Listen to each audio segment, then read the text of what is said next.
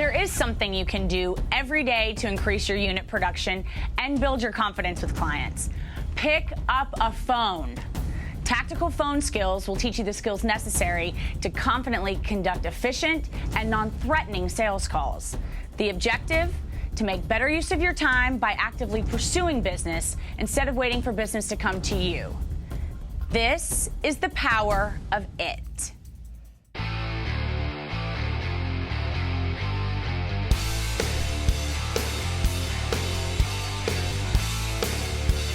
Smile, smile, smile. The first sale you got to make is to yourself. You must believe you're going to win or you've already lost the game. And yes, this is a game, one that can be challenging to your intellect and stimulating to master. Although it takes hundreds of thousands of advertising dollars to attract a potential client onto a showroom floor, 80% of who visit never receive a follow-up phone call from their salesperson. Furthermore, 40% of those 80% indicate that they would have purchased if somebody had just called me. Wow, that's a startling statistic. And if that's not enough, the National Automobile Dealers Association has reported that 1 out of 10 people who buy a car never receive a phone call from their salesperson. The importance of using the telephone to cultivate potential clients and keep in touch with established clients has never been greater. Only recently in this last decade, however, has the retail automobile industry considered using the telephone, which is a dirty word they call telemarketing, and prospecting as an important marketing tool. Considering the cost of advertising, the telephone is an extremely inexpensive way to attract potential clients. A well-run marketing division can bring hundreds of thousands of dollars in return profits. However, to have a successful marketing division, you must have 100% cooperation. Everyone must support the concept completely and enthusiastically. If the telephone can be such a great asset to a dealership, why is it so rarely used? National sales statistics show most salespeople fear the telephone. This fear is known as call reluctance, which is the fear of rejection. The worst thing that could possibly happen is that your prospective client might say no. However, no does not always mean no. And you all should know that because some of you wouldn't be married. Remember, they're going to buy from someone that someone's going to be you. Only if you force yourself to do what you know you should do, whether you feel like doing it or not. And that is an art. And learning how to never ask a question that can be answered no is a skill. Overcoming your fears takes tenacity and discipline, but first you've got to admit you have them. Make those calls. The rewards are your goals and your dreams. Realize that the vast majority of people are friendly and willing to do business with friendly people. Here are some helpful suggestions that will give a positive telephone experience to you and the person you're calling. Smile when talking on the telephone. A smile on your face will put friendliness in your voice. If you're doubtful, try doing this in front of a mirror and record yourself. Then notice the difference between when you are smiling and when you are not. This exercise will pay off in additional business. Do not read from a prepared script. First of all, it's not easy. I'm having to do it right now, but it also makes you very impersonal. It's all right to keep written notes or a prompt in front of you. However, a telephone call is a conversation. It's not a speech and certainly not a lecture. Never speak in monotone. Never ask a question that can be answered no. Every day we set ourselves up for rejection by the way we communicate. When making a sales call, do not ask the client or potential client to call you back. This is a sure way to annoy the very person you want to make your friend. Remember, you are at their service, not the other way around. Use voice inflections to modulate your voice so that it's pleasant to listen to. And adjust the speed of your conversation to that of the listener. Do not talk too fast to someone who speaks slow, or slow to someone who responds quickly. And in just 30 seconds, you can bore some people to tears and completely mystify others. You might be feeling that way yourself right now. Adjust to the mood, the feel, the tone or temperament of the respondent's voice, all the while doing your very best to get them to mirror your enthusiasm and attitude. Remember to speak directly into the mouthpiece. The idea is to communicate, not to create impatient reactions such as, "What did you say?" By practicing these basic exercises, you will instill a lasting impression in your client's mind, which will result in well-earned profits for you. Talking with salespeople, though, about anything to do with prospecting is like herding cats. Most treat the phone like it's kryptonite, which, by the way, only affected Superman. This puts them in a delusional state that sounds something like this.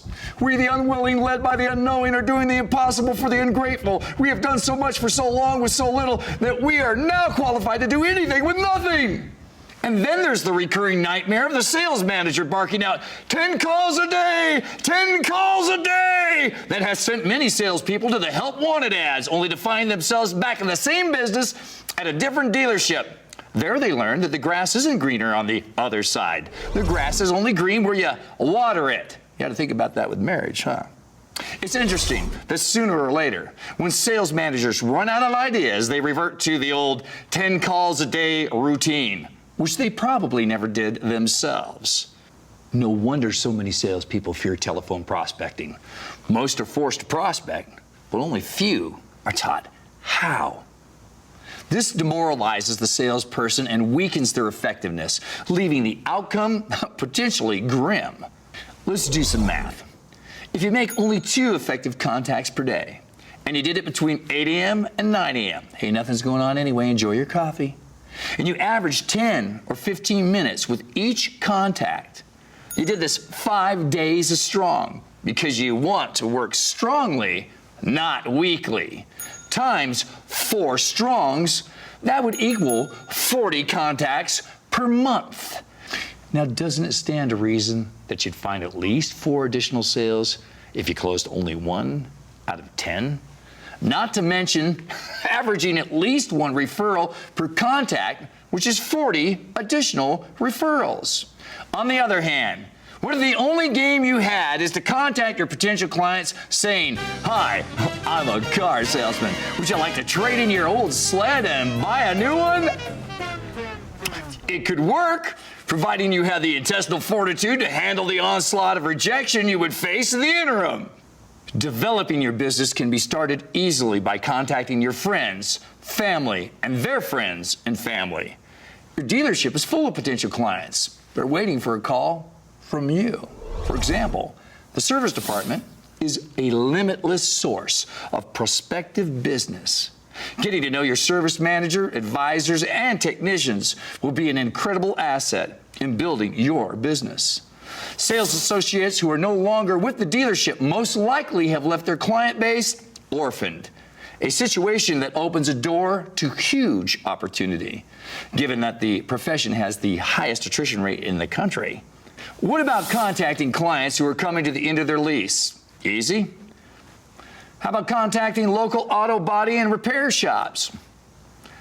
And everyone is required to have auto insurance. Contact your insurance agent. Take them to lunch. Ask to be introduced to their insurance adjuster. Imagine the clientele you could develop with that information. He or she knows dozens of people in any given month who have had the unfortunate displeasure of a fender bender. They hold privileged information like names, numbers, year, make, payoff, which will actually show you the equity of the vehicle. What could you do with that resource? Then there are community service groups, the Chamber of Commerce, Rotary Club, Optimist Club, Boy Scouts. Come on, use your imagination. Another idea is to fill the back of a new truck up with ice and soft drinks. Go to the park, play some volleyball with some people on your off time. It could be done at the beach. Display your dealership's banner and give away sodas for anyone who fills out a quick 5-line credit application. Now, for everybody who fills one out, only 50% of them are going to be worth anything. But Where's your imagination? Use it. Come up with some ideas of your own. Where could you go to find new leads? Don't just sit there and wait for business to happen. Make it happen. Keep in mind that the highest paid sales professionals, the top 20% who are selling to 80% of the buying public, are committed ultimate image sales professionals. They know the value of prospecting. They are taught or have taught themselves to prospect outside their place of business and to use the telephone to follow up those prospects. They have a game plan and they know who and how and when to call. You hunter, you're the hunted. Make a decision right now to become an ultimate image sales professional and to be disciplined in the spirit of prospecting. And the art of communication is just that, an art. A man was walking along a beach when he stumbled over a genie's lamp. Picking it up, he began, of course, to rub the lamp. Suddenly, poof, as you would expect, a genie appeared and explained to the man that he would only receive one wish. The man thought for a while, then replied, saying he and his wife had never had a honeymoon, and they longed to visit the Hawaiian Islands, but they were afraid to fly, and his wife got seasick easily. The genie was puzzled about how to provide transportation for the man, so the man suggested, "Build me a bridge from San Francisco to the Hawaiian Islands." The genie laughed. This is ridiculous. It's impossible. The genie then informed the man that he would have to pick another, more practical wish.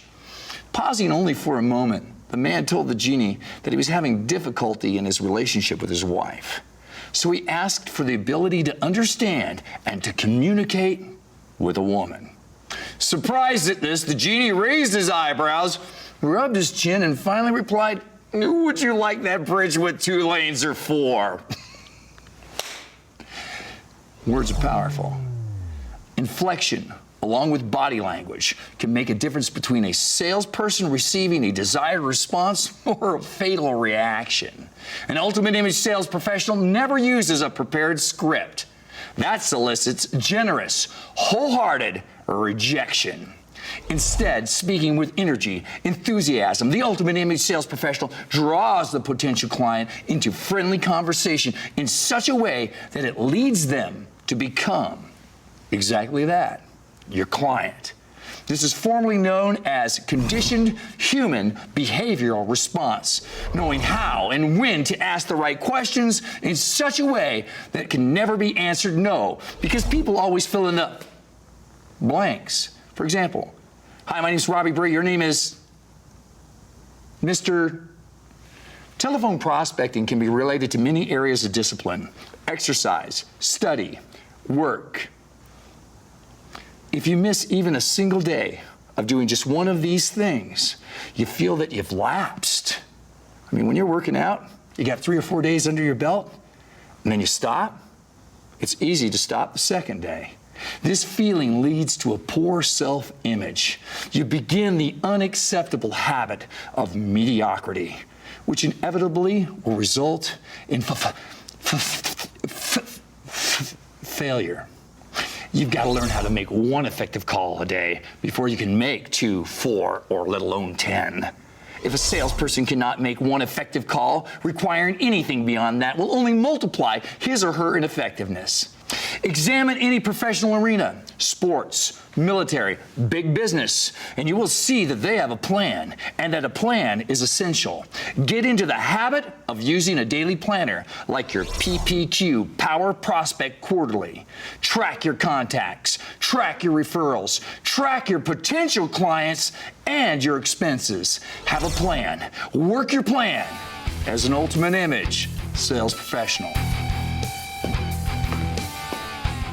Remember, 80% of clients who visit a dealership but do not purchase do not receive a follow-up phone call, while 40% of these indicate they would have purchased had they received one.